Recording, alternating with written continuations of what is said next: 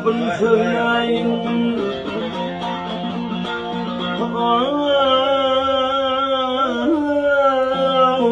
Yarınlar bırakın vasfın söyleyin. Arıttır söyler sizi bırakın.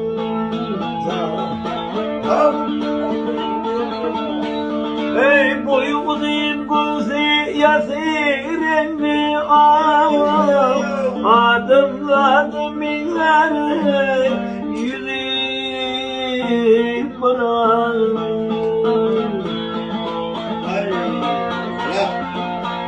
Elim ruşen bir alnının ağı, elim ruşen bir alnının ağı, yoğundur boyları yukarıda.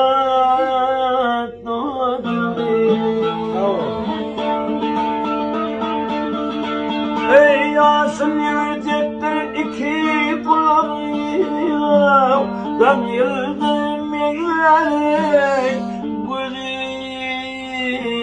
bırakın.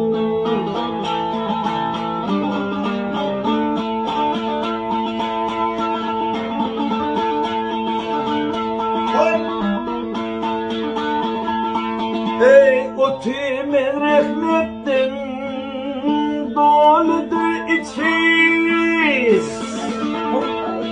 doludur içi, kızıl yakutundur altından saçı. Ey eşekten uludur katırdan geçiyor, yürüyse bilinmez eydi bırakın.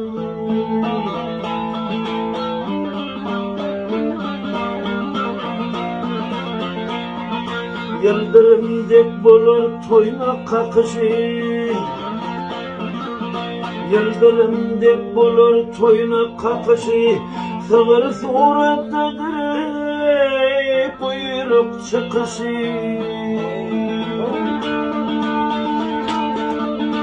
Ey arkası yazıdır yoktur yıkışı, inişi çıkışı dili bırakın.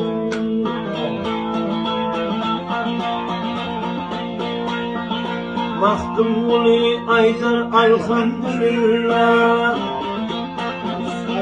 Mahtumuli aydar elhamdülillah, devlet bakırını yâdın bir Allah. Onu minin Ahmet ibn Abdullah, Dolu yüreğimden sizi bırakın. Gel hay